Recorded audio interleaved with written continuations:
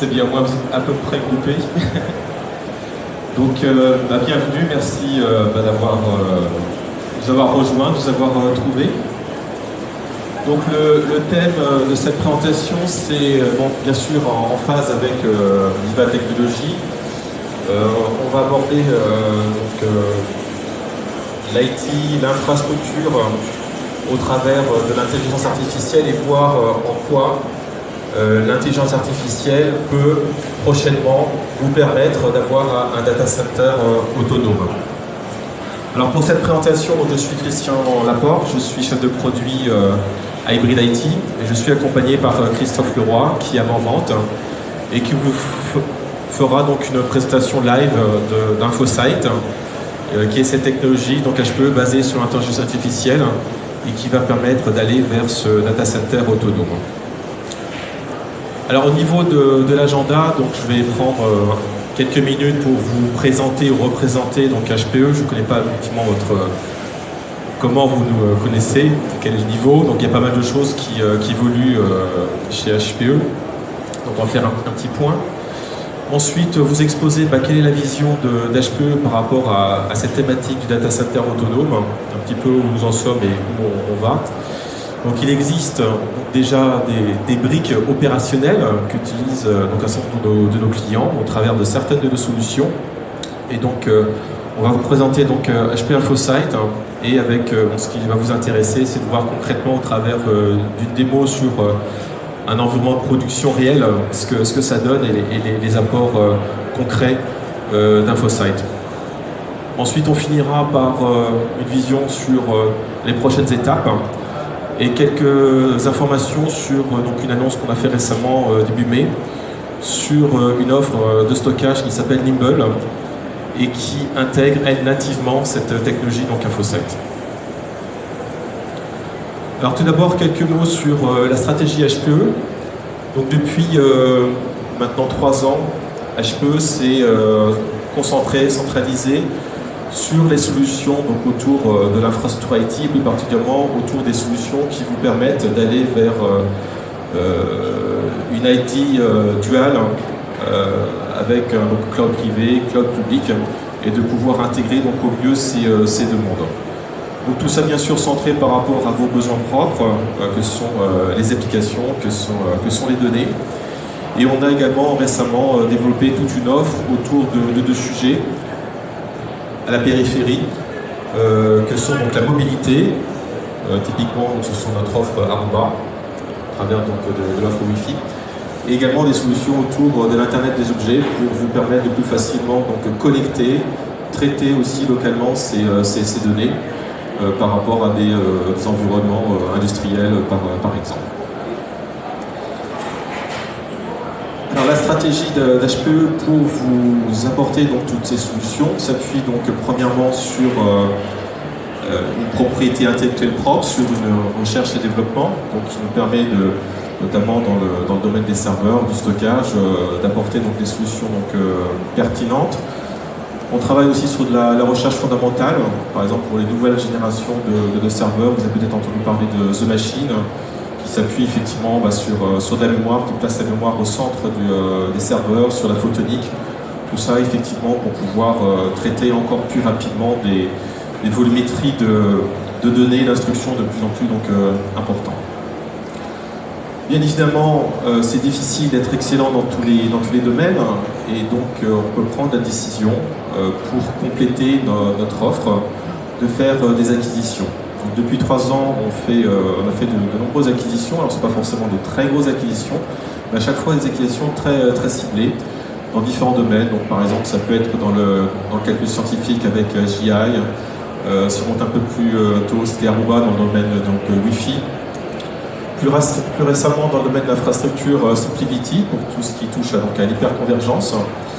Et peu de temps après, Nimble Storage. Et voilà, Nimble Storage, c'est un élément important dans cette présentation, dans la mesure où cette technologie InfoSight provient de cette acquisition. Donc on a acheté Nimble à la fois pour ces solutions de baies de stockage SAN, qui offrent des technologies intéressantes intrinsèquement, mais aussi parce qu'elles embarquent cette intelligence artificielle InfoSight qu'on est en train de diffuser sur le reste de notre offre.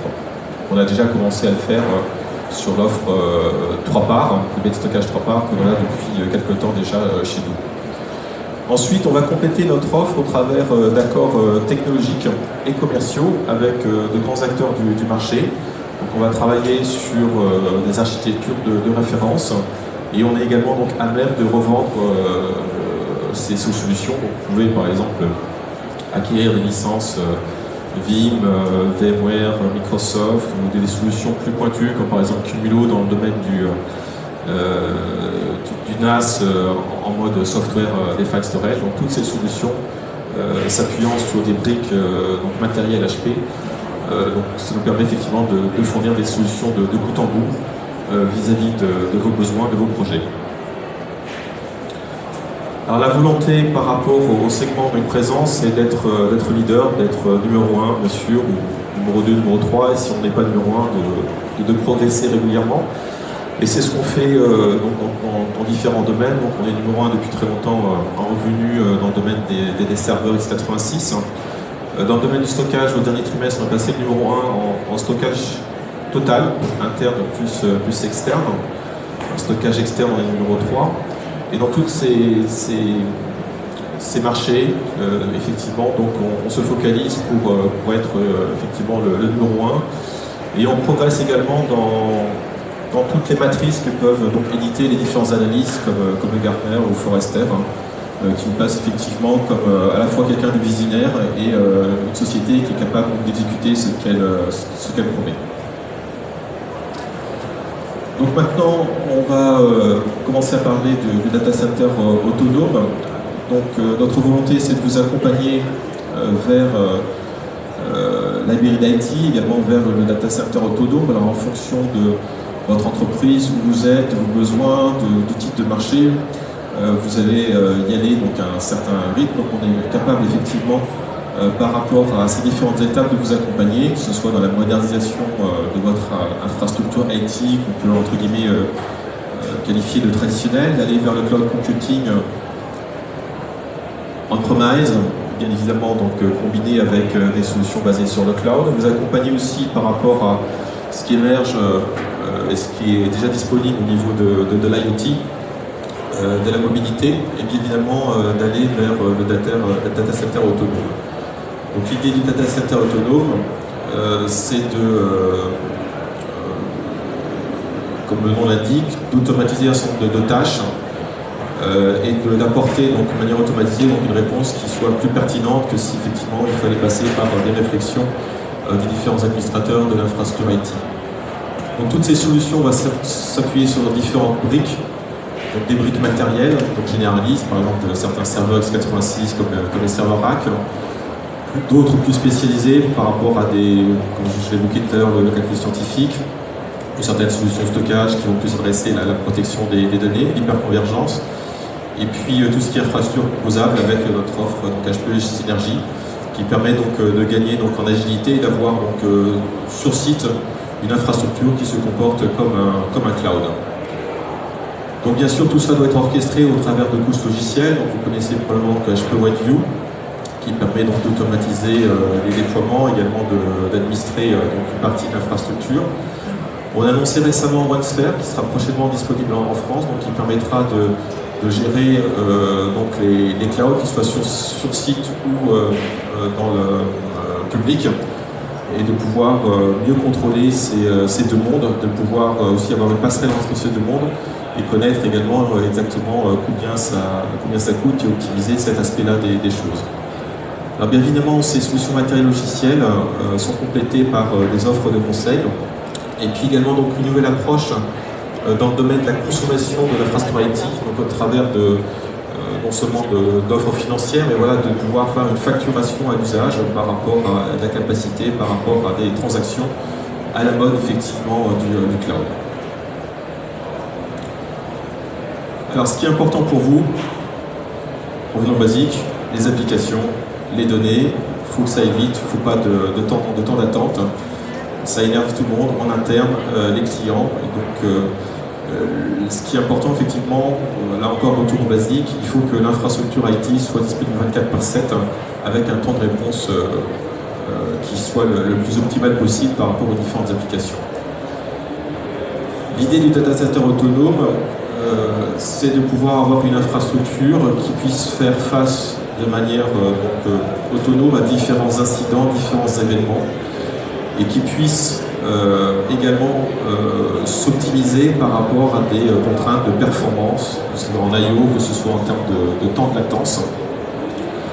Donc aujourd'hui, la technologie existe chez HPE, c'est InfoSight, donc issue de l'acquisition de Honeywell Storage. Cette technologie d'intelligence artificielle est déjà intégrée évidemment dans cette offre Honeywell Storage, également sur 3 parts, donc aujourd'hui plutôt sur la partie stockage, même si on va voir dans un instant, vous allez avoir une vision complète de votre infrastructure jusqu'aux machines virtuelles. Et l'idée, c'est de progressivement diffuser cette technologie également donc, au niveau de nos serveurs, c'est ça la prochaine étape, avec également nos solutions d'hyperconvergence, donc SimpliVity. Donc pour arriver à un data center autonome, je dirais les premières réalisations, il faudra attendre à peu près, je dirais, 15 mois. Et par rapport aux différentes étapes, on a aujourd'hui pas mal de choses qui existent déjà. Alors HPE InfoSight, qu'est-ce que c'est? C'est à la fois donc, un big data, c'est-à-dire que toutes les baies de stockage Nimble et 3 parts sont connectées à ce big data, renvoient des statistiques donc, toutes les 5 minutes. Et ces données, donc, ces statistiques sur l'état de santé de la baie, également sur l'environnement, jusqu'à, effectivement, je vous ai complété tout à l'heure, jusqu'aux machines virtuelles, vont être stockées, vont être corrélées entre elles, de manière à pouvoir tirer des enseignements. Donc il faut voir donc le fait de vous connecter votre baie à ce big data comme un utilisateur de Waze finalement, vous faites partie d'une communauté, vous partagez un certain nombre de statistiques d'environnement, je parle d'environnement et bien sûr pas de données liées aux applications, et le fait de pouvoir collecter ces informations nous permet à vous de vous renvoyer des informations. Alors, la force d'InfoSight, même si cette technologie est partie du stockage, elle va pouvoir vous permettre de mieux comprendre ce qui se passe bien sûr au niveau du stockage, mais également au niveau du réseau de stockage, au niveau de vos serveurs, de votre hyperviseur et de vos machines virtuelles. Donc ça, c'est vraiment quelque chose de clé.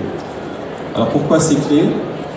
Parce qu'effectivement, si on s'arrête au stockage, effectivement, 46% des problèmes sont directement liés au stockage. Mais dans l'infrastructure IT, 54% des problèmes proviennent ont d'autres origines. C'est lié au serveur, c'est lié au réseau, c'est lié à l'hyperviseur, aux machines virtuelles. Et souvent, l'origine, c'est quoi? C'est des problèmes de compatibilité entre des versions d'OS, entre des versions de firmware environ des différents composants. Au fil du temps, il peut y avoir des problèmes de dimensionnement de telle ou telle partie de l'infrastructure, que ce soit au niveau du VM, que ce soit donc au niveau du réseau. Et puis tout simplement aussi des règles de bonne pratique qui n'ont pas été appliquées à certains points de l'infrastructure et qui peuvent gérer tous ces problèmes. Donc ces statistiques-là, on les a grâce effectivement donc, à HPE InfoSight. Alors ces analyses prédictives ont pour rôle pour vous d'avoir la certitude que votre infrastructure soit maintenue en conditions opérationnelles 24 heures sur 24. 7 heures sur 7. Donc il y a 3 points importants à comprendre par rapport donc, à HPE InfoSight. Tout d'abord, cette technologie va vous donner des recommandations préventives. Donc l'idée c'est on va identifier qu'il y a des risques d'incidents, de problèmes, que ce soit de points de performance ou d'interruption. Et donc on va donner des recommandations personnalisées. Donc ça c'est quelque chose d'assez fort parce qu'en général, qu'est-ce qui se passe aujourd'hui quand vous achetez une solution d'infrastructure? Vous pouvez vous abonner effectivement aux notifications qui sont liées à tel ou tel produit. Vous recevez cette notification, mais en général elle est globale. C'est-à-dire que vous allez peut-être recevoir une notification qui concerne votre stockage par rapport à VMware alors que vous avez l'Hyper-V. D'accord? Et donc vous n'avez pas forcément non plus le temps de tout lire, vous allez peut-être passer à côté de quelque chose qui peut être important. Donc là, l'idée, au travers de ces recommandations préventives, c'est notamment d'éviter que les 20%, en particulier les 20% des problèmes les plus complexes, vous mobilise ensuite 80% de votre temps à gérer des incidents. Le deuxième aspect, c'est un support proactif automatisé. Donc en général, quand vous avez un souci, que ce soit avec votre matériel, un logiciel, donc vous appelez votre constructeur, éditeur favori, vous tombez sur un premier niveau, le R1, qui va faire une qualification simple. En général, il ne va pas pouvoir donc résoudre le problème. Si effectivement le problème est sérieux, nécessite un conseil technique, ça va être élevé au L2. Niveau 2. Après, ça peut prendre un certain temps. Si le problème est vraiment, j'en vois que ça hoche de la tête, donc il y a du vécu. Donc au bout d'un certain temps, ça passera au L3. Voilà. Donc tout ça, ça peut être vécu comme un petit peu fastidieux. Et l'idée d'InfoSight, c'est de pouvoir automatiser tout ce qui est niveau L1 et L2. D'accord? Qu'un quai soit par exemple ouvert automatiquement et refermé automatiquement. Le troisième bénéfice d'InfoSight, c'est de vous fournir donc un portail basé cloud qui vous permet donc d'accéder à vos informations de votre environnement. Alors pas simplement en l'occurrence la baie stockage, mais avoir une vision complète jusqu'à la machine virtuelle et avoir donc des informations, mieux comprendre ce qui se passe donc, au niveau de votre infrastructure et de pouvoir faire également ce qu'on appelle du capacity planning ou du performance planning, c'est-à-dire voir est-ce qu'historiquement déjà j'ai pas à certains moments de la journée des problèmes de performance en termes d'AVIO, en termes de temps de latence, et si je suis un peu juste en termes de capacité, quand est-ce qu'il faut que je prévoie effectivement de rajouter de la capacité. Donc ça, vous allez pouvoir le voir directement au travers de ce portail. Tout à l'heure, donc Christophe fera cette présentation. Alors aujourd'hui, on a une base installée importante qui utilise donc HP InfoSight. Donc on a mandaté donc, le cabinet d'analyste ESG pour faire une étude sur près de 500 clients utilisateurs de DB, donc à l'époque c'était Nibel Storage, avec donc InfoSight, donc 500 clients de par le monde, de toute taille. Et ces clients, en moyenne, ont constaté donc 79% de réduction des coûts d'exploitation informatique, tout simplement parce qu'effectivement, ils passaient beaucoup moins de temps à contacter le support par rapport à leur historique, et du coup, ils pouvaient se concentrer donc, sur des tâches à valeur ajoutée plus importantes sur l'infrastructure. Et ça, c'est quelque chose d'important en particulier sur des équipes informatiques qui ne sont pas très importantes. Je ne sais pas combien vous êtes, vous faites partie d'un grand compte où vous avez la chance d'être nombreux, d'avoir des experts. Mais pensez à des petites infrastructures avec 2, 3, 4 personnes qui gèrent toute l'infrastructure, serveur, stockage, réseau, hyperviseur, etc., etc. Si leur temps est pollué effectivement par ces incidents, ils ne pourront pas penser à déployer des nouvelles applications, des nouvelles technologies qui vont apporter une valeur ajoutée pour l'entreprise. Donc on constate également, c'est bien évidemment beaucoup moins de tickets ouverts et beaucoup moins de temps passé à la résolution de ces problèmes de niveau 1 et de niveau 2. Alors ces recommandations donc, préventives, c'est un petit peu comme vous, utilisateur de Waze. Peut-être vous utilisez Waze pour venir jusqu'ici. Donc vous partagez effectivement vos informations de localisation, votre vitesse avec l'application. Et en retour, l'application vous fait des recommandations. Vous pouvez prendre tel chemin pour gagner du temps. C'est ce qu'on fait tous. Alors on peut suivre ou ne pas suivre la recommandation. En général, je la suis et puis je ne regrette pas. Et donc l'idée de cette technologie InfoSight, c'est à la fois de traiter tous les types de problèmes. Donc les problèmes les plus simples, qui arrivent à 80% en termes de fréquence, mais qui vont utiliser que 20% du temps des équipes, c'est quelque chose d'assez polluant. Donc ça, on peut relativement facilement l'automatiser. Ensuite, là, c'est plus compliqué technologiquement, mais où ça va aussi vous apporter un avantage important, c'est les problèmes plus complexes. C'est ceux qui, effectivement, vont mobiliser vos équipes pendant plusieurs heures, voire 2, 3, 4 jours, pour identifier clairement le problème et trouver la solution à ce problème. Alors, on va s'appuyer pour toutes ces recommandations donc, sur de l'intelligence artificielle. Donc, on a donc, au niveau des équipes de développement Nibel Storage et InfoSight, donc des data scientists, en plus d'ingénieurs système. Donc bien évidemment, les ingénieurs systèmes vont fournir toute leur connaissance de l'infrastructure IT, des baies de stockage, et les data scientists vont permettre de modéliser tout cela.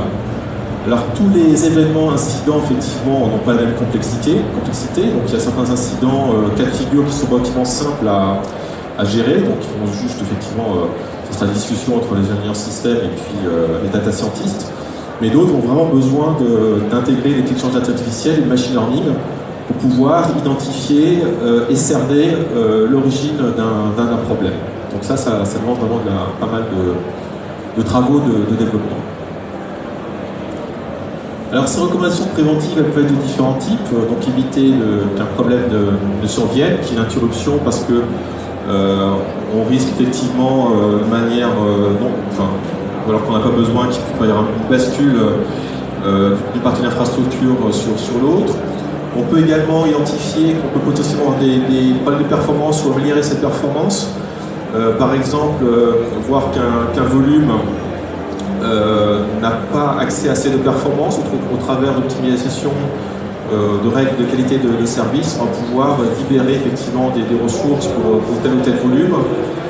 On peut également s'apercevoir que tel hôte est surutilisé par rapport à d'autres sous-utilisés. Donc on peut ainsi faire du déplacement de machines virtuelles, préconiser le déplacement de machines virtuelles pour pouvoir améliorer les performances. Donc aujourd'hui ce sont des recommandations. Probablement dans quelques temps, ce seront des choses qui seront faites automatiquement. D'accord ? Concernant le support proactif automatisé, donc l'idée effectivement c'est de faciliter votre contact avec le support HPE. Donc l'idée c'est pas non plus de retirer de l'humain, c'est simplement ce qui est simple, rébarbatif et qui peut être automatisé, c'est de le faire.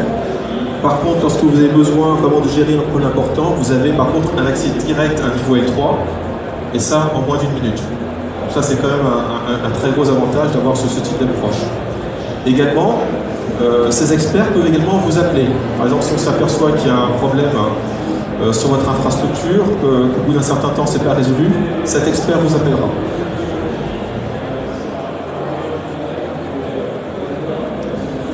Cette intelligence va permettre également, lorsque vous pouvez, par rapport à votre baie de stockage, par exemple, vous êtes à un certain niveau de l'OS, il y a de nouveaux niveaux d'OS qui sont disponibles, vous souhaitez donc upgrader, élever le niveau.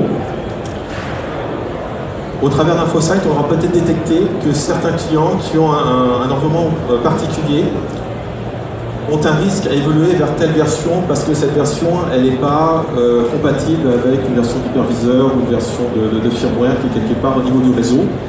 Et on pourra donc bloquer cette mise à niveau pour un client, par contre l'autoriser pour un autre. Ou demander à un client effectivement qui est bloqué au niveau de la 3.2.2 de passer directement à la 3.4.1, qui elle effectivement est considérée comme tout à fait saine et sans aucun risque. Voilà, donc maintenant on va arriver donc sur la troisième avantage d'InfoSight, et ça se matérialise au travers d'un portail. Et donc je vais maintenant laisser la parole à Christophe pour faire une courte présentation et puis surtout une démo live. Merci Christian pour cette présentation. Alors ce que je vous propose maintenant, c'est de rentrer dans le vif du sujet par rapport à une démonstration. Par rapport à ce qu'on sait faire aujourd'hui sur la partie InfoSight. Alors, est-ce que là on a ça? Je vais peut-être arrêter la présentation ici en stand-by.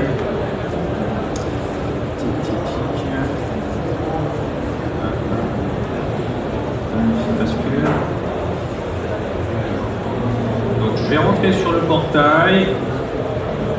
Si ça veut bien se mettre. Quelqu'un connaît la je prenais le machin pour passer sur la portail. J'ai pas.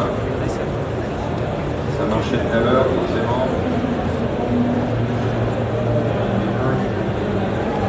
Attention.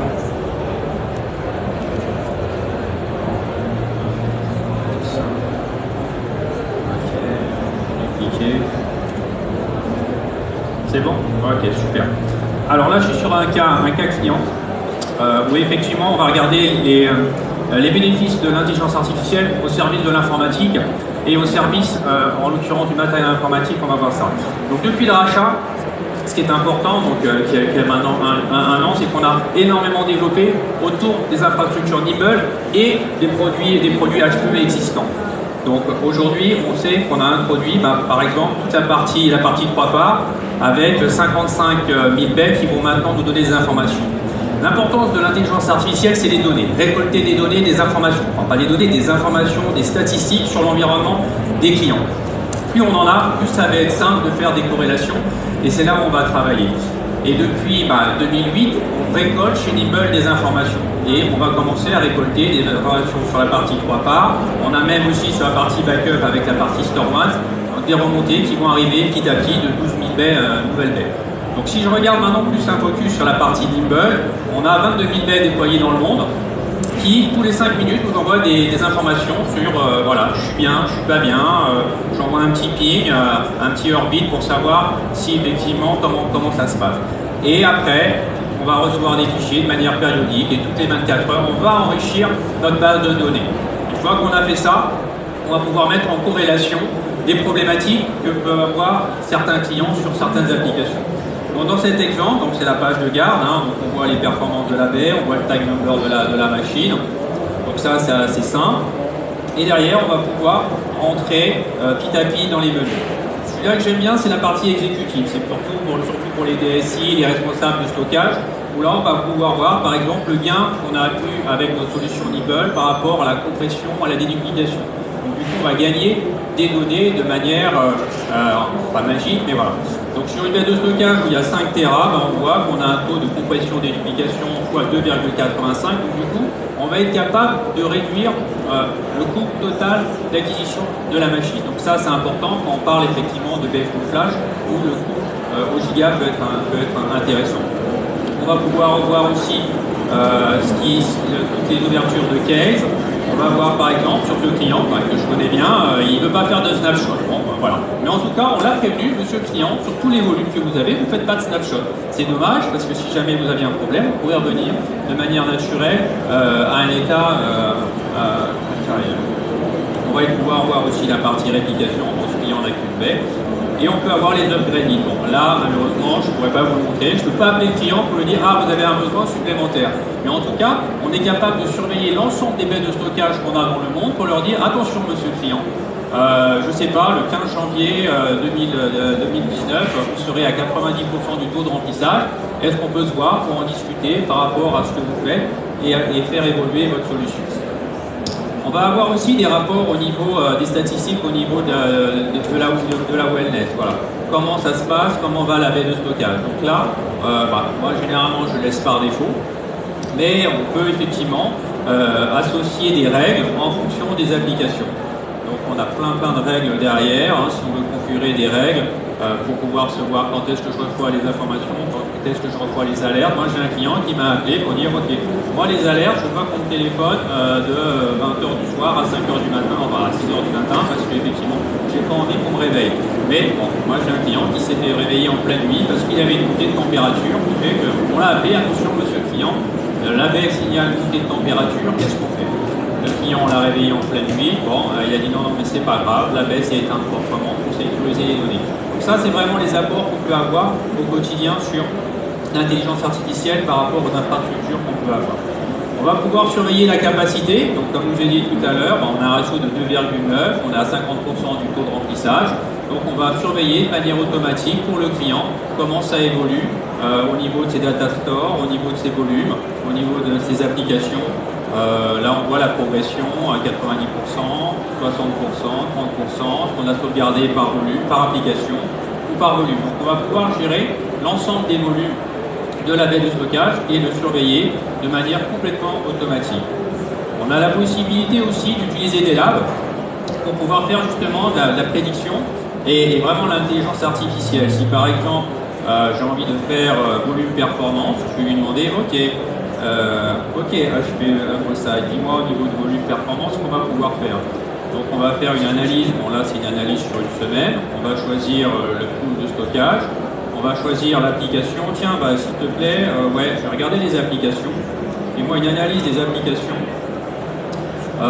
Dis-moi un petit peu, je vais prendre les virtual desktop parce que j'ai beaucoup de postes virtuels, les VDI, et dis-moi en termes de temps de latence ce que ça donne sur l'ensemble de mes VDI. Je vais lancer la requête et là, automatiquement, il va regarder les statistiques qu'il a sur ce volume, sur la partie virtual desktop pour pouvoir avoir une requête et nous les donner une fois que ça va mouliner. Sur le réseau.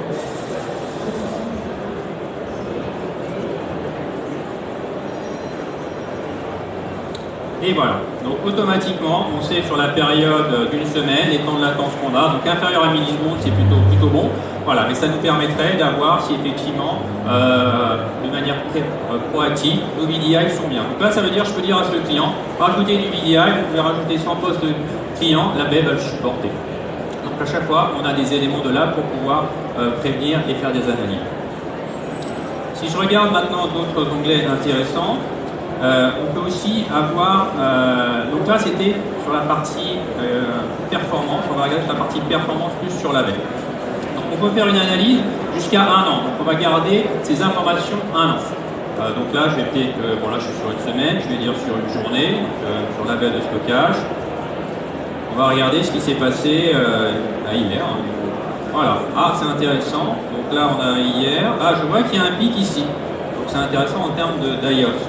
Ce que je vais faire, je vais regarder qu'est-ce qui s'est passé à cette heure-ci.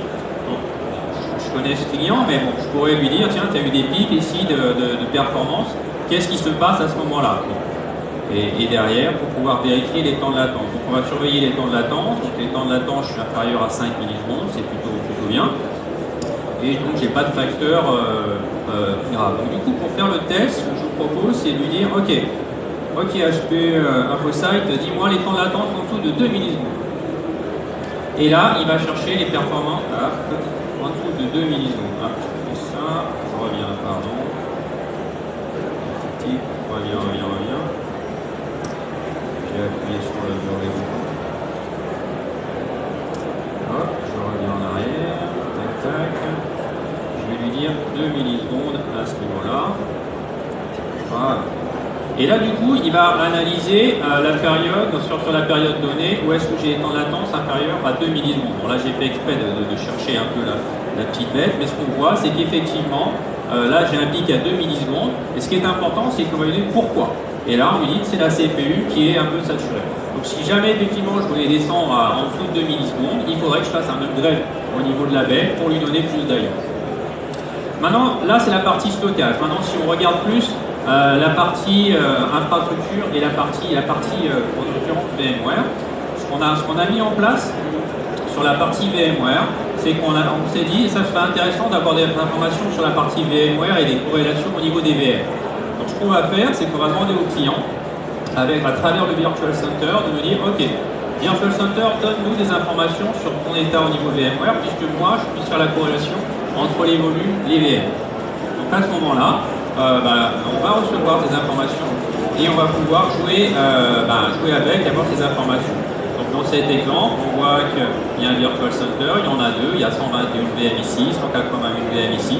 On voit que c'est un cluster, donc on va avoir le cluster avec le nombre de nœuds, donc 4 nœuds ici, 4 nœuds ici. On va pouvoir voir les data stores, donc on va pouvoir faire du coup une analyse très fine de son environnement VMware et applicatif, puisque derrière il peut y avoir des applications. Donc à chaque fois on va pouvoir jouer là-dessus. Donc voilà, dans cet exemple, on voit les dernières activités au niveau des VM, les VM qui sont inactives. Donc on va pouvoir surveiller pour le client et du coup on peut même aller voir n'importe quel VM. Donc j'ai pris une VM au hasard, donc on va pouvoir faire l'analogie du coup de son application à travers son infrastructure avec des temps de latence, donc pareil, et on va surveiller. Dans cet exemple de cette VM applicative, on voit que les temps de latence sont liés en partie sur la partie host, donc à 0.42, network 0.4, 0.32. Donc on a les indices ici qui nous permettent de vérifier et de mettre un pointeur sur pourquoi et comment on pourrait réduire les temps de latence. On peut s'amuser comme ça sur une période, on peut pareil à travers un drag and drop, choisir une période spécifique, si c'est le jour, si c'est la nuit, si c'est pendant les backups. Donc à chaque fois, pour se mettre en corrélation, voilà, là par exemple, j'ai un pic de latence après 22 heures, donc je suppose que c'est pas très grave, il y a sûrement un backup. Et là, c'est lié la plupart au niveau du stockage. Donc il y a une vision aussi qu'on aime bien utiliser au niveau du data store, au niveau de la vue.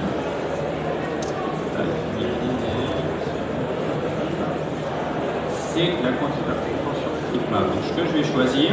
Donc là, avec cet onglet, je vais directement avoir l'ensemble des data stores. Et dès que c'est un petit peu orange-rouge, ça veut dire que potentiellement c'est là où on est le moins performant.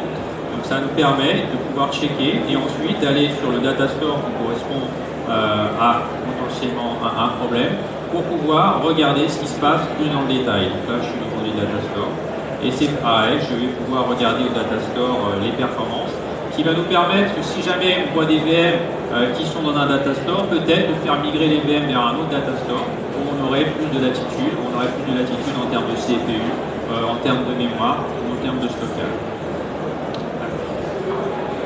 Voilà.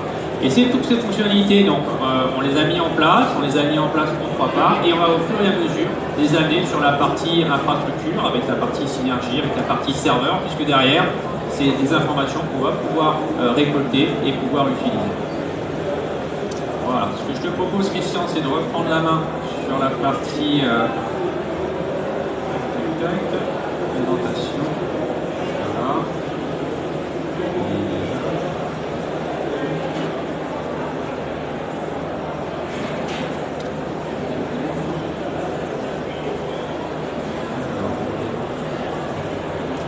Voilà, donc merci Christophe pour la présentation. Donc, je vais donner quelques informations sur voilà, les prochaines étapes par rapport à InfoSight. Donc aujourd'hui, on est capable de fournir cette solution InfoSight pour un baies de stockage milieu haut de gamme Nimble Storage, 3 parts StoreServe, également de solutions de sauvegarde sur disque et d'éducation HPE StoreOne.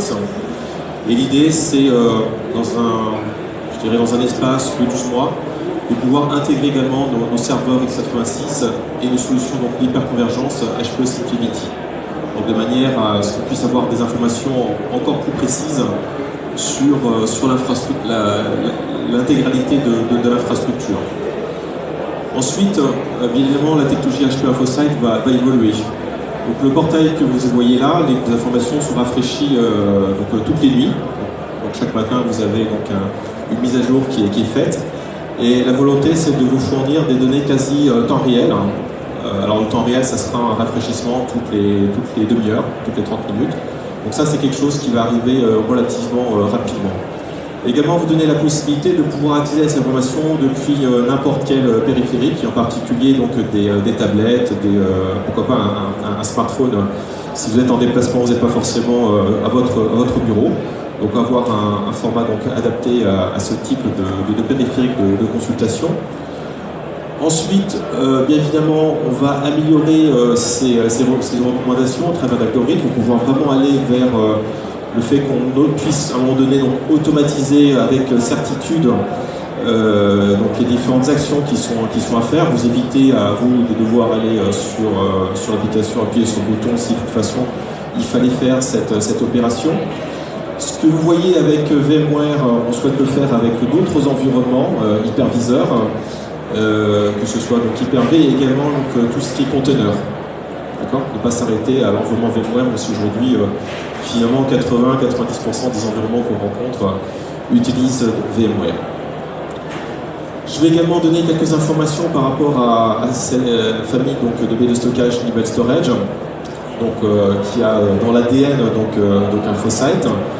Donc, ce qui caractérise ces baies de stockage SAN, iSCSI, Fibre-Channel, qui en termes de volumétrie permet d'adresser des capacités de quelques terras jusqu'à plusieurs pétaoctets de données avec un seul système. Donc c'est ça qui est intéressant, c'est cette évolutivité. Donc s'appuyer sur bien sûr InfoSight pour toute cette prédictivité, cette facilité de gestion, cette disponibilité. C'est-à-dire qu'on sait s'engager au niveau de la baie, bien sûr uniquement au niveau de la baie, sur 6.9 en termes de disponibilité. Donc 6.9 c'est quoi? C'est moins de 30 secondes d'indisponibilité par an. Et ça, c'est quelque chose sur lequel on s'engage.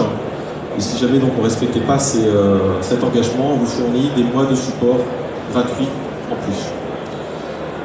On s'appuie donc sur une plateforme matérielle et sur un OS. Et la nouveauté, donc, début mai 2018, c'est une nouvelle plateforme hardware qui est arrivée, avec bien évidemment donc, au niveau des contrôleurs qui fonctionnent en mode actif-passif, des processeurs donc beaucoup plus puissants que la précédente génération. Alors, les nouveautés, c'est qu'on considère que nos baies de stockage ont la capacité la plus efficace du marché, non seulement bien sûr avec la compression et l'unification, mais également la force de cette technologie, donc NibelOS, c'est d'utiliser très peu d'espace de stockage sur des disques pour la protection RAID, pour l'OS lui-même, pour tout ce qui est sparing. D'accord? Donc on a 20% de capacité en plus par rapport à des baies de stockage flash traditionnels, ce qui nous permet, sur ces 20% de capacité en plus associés à la compression et duplication, de vous présenter un espace de stockage beaucoup plus important pour vos applications. Le deuxième point, c'est que cette nouvelle génération est prête pour les nouvelles technologies, donc NVMe et SCM, donc Storage Class Memory. Donc pour pouvoir, si vous avez besoin dans quelques temps d'accéder à cette technologie, vous puissiez le faire tout en protégeant vos investissements qui ont déjà été faits, et ce, donc sans impact non plus sur votre production. Tout ça pourra se faire de manière complètement transparente par rapport à vos applications.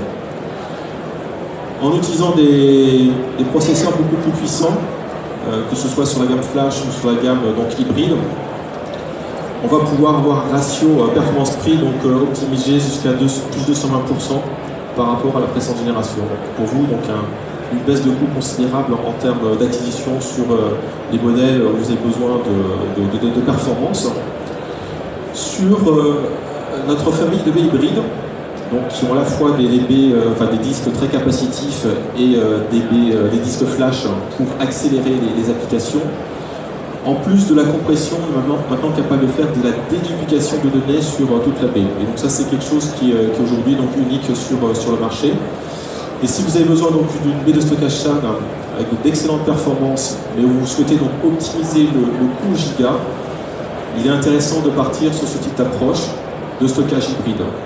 Donc vos données qui seront souvent accédées par vos applications seront stockées, seront copiées sur les disques flash, et les autres données sont présentes sur les disques traditionnels. Voilà. Donc j'espère que cette présentation vous a plu, ça vous a permis d'avoir une autre approche effectivement de la gestion d'infrastructure au travers de cette implémentation concrète d'intelligence artificielle dans notre solution HPE InfoSight. Est-ce que vous avez des questions par rapport à ce que vous avez vu? Non, on a été parfait.